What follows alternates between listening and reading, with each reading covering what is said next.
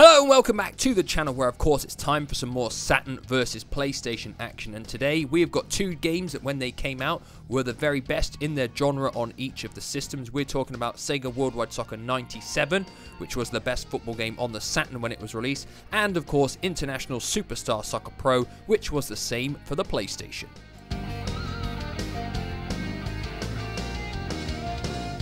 So we're going to jump in straight away with Worldwide Soccer 97 and how that looks, and it didn't really have much to live up to in all fairness, because all the previous football games on the Saturn to this looked bad. All of them, Euro 96, Actual Soccer, International Victory Goal, Olympic Soccer, they all looked bad. Some of them used 2D sprite-based players on 3D pitches, and that just doesn't work very well at all. Thankfully, Worldwide Soccer uses fully 3D players in fully 3D environments, so in that regard, it's not a bad looking game for the time. You've not got highly detailed faces or anything like that, but the players are functional, they're not glitchy, there's no screen tearing, nothing like that. The game runs reasonably well for the time it came out. The other thing that I want to talk about visually is the presentation from all the menus on the main menu screen, because I think they're really nice, and the way you select one and it goes onto the next screen as well, it gives the game a really good presentation right from the get-go, and this is actually a really good positive point for the game. Options.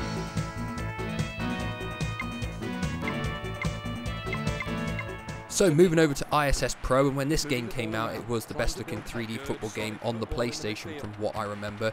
Definitely better than all the games that came before it. The players are quite clear, quite clean, definitely better than Worldwide Soccer 97 in that regard. The kits look better, the players in terms of their faces and stuff, they look a little bit better as well on this game. The visual presentation of the menus and stuff isn't quite as appealing as Worldwide Soccer 97. It's got more of a basic feel to it.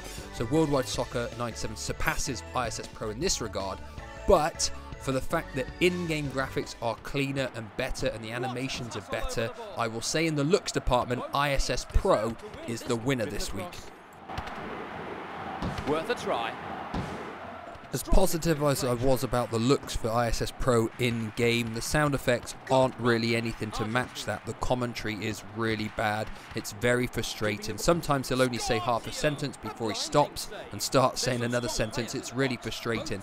The other thing about the sound effects is that the football sounds awful. I'm not sure who thought kicking a football made this strange tinny sound, but it's not good at all. The crowd noises, they're absolutely fine. I've got no problems with that. It's the terrible kicking of the football that really irritates me. In terms of music, there's a few nice tracks in ISS Pro. You may well notice that I use one of them at the start of my videos because I really like that tune. So music wise it's okay, but sound effects not very strong. Driven across, making space for the shot, and it's off his... That's confident goalkeeping. Now, Worldwide Soccer 97 also features some nice tunes for the menus in the game. I think they're quite appealing as well.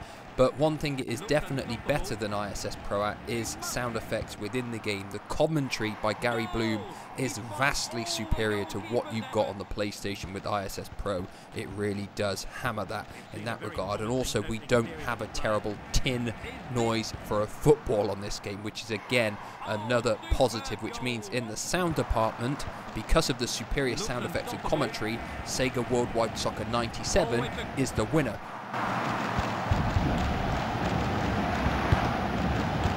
So moving on to gameplay, and Worldwide Soccer 97's pad layout is pretty decent. We've got a shoot button, a pass button, a long pass button, a sprint button, a change cursor button, and then buttons to do man marking and pressing and so on. So it works absolutely fine. Unfortunately, when you're playing the game, especially now, you realise the game feels a bit rigid. It's not smooth in the way that you pass and turn and move, and the game feels it's just somewhat predetermined. When you shoot and when you pass, you don't feel like you've got full control over where everything is going. Now, when this game came out, when I originally played it, it was the best playing football game on the Saturn, but so many years later you realise these flaws and they stand out so much more because of the other football games we played then, since that time. So overall in the gameplay department it just feels a bit restricted, a bit limited, and a bit too predetermined. He looks unstoppable. So moving on to ISS Pro, and what you've got here is basically the start of the Pro Evolution Soccer series, which means the game plays really well. It's got the same type of control scheme that you know and love from all of the games in the series that followed, and that means that ISS Pro plays a better game than Worldwide Soccer 97. I can't deny it. It's easier to pass the ball around and move. You feel like you've got a better control. You feel like you can score more spectacular goals on this game as well. Just overall in the gameplay department, it's a far more enjoyable experience. Meaning that this week in the gameplay department, the winner is of course ISS Pro.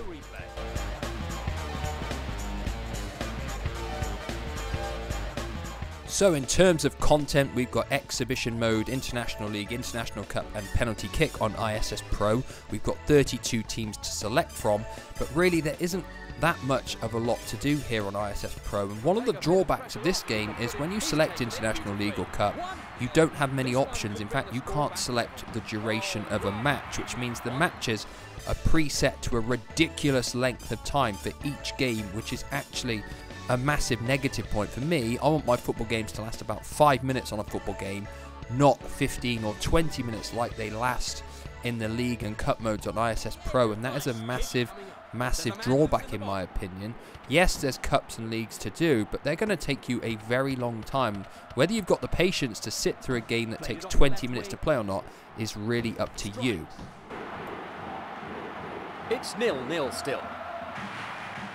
So moving on to content and lifespan for Worldwide Soccer 97, we've got Exhibition, World League, Worldwide Cup, Cup Tournament, Penalty Shootout and Player Edit, as well as more options to choose from as well. It's always good having a Player Edit on these old football games because most of them didn't have licenses, so if you choose to do so, you can go through all the teams that you want to correct player names and set them to the players who were in the squads back in those days. Thankfully, if you choose World League or one of the cup options, you're not met with ridiculously lengthed games in this game, nothing like ISS Pro. Thankfully, the games are a much more manageable time, which means you can play through the tournaments and the cups at a quicker pace on Worldwide Soccer 97, which is more appealing. And due to the superior number of teams, options and player edit, as well as more cup tournaments to choose from, Worldwide Soccer comes out on top in the content and lifespan department.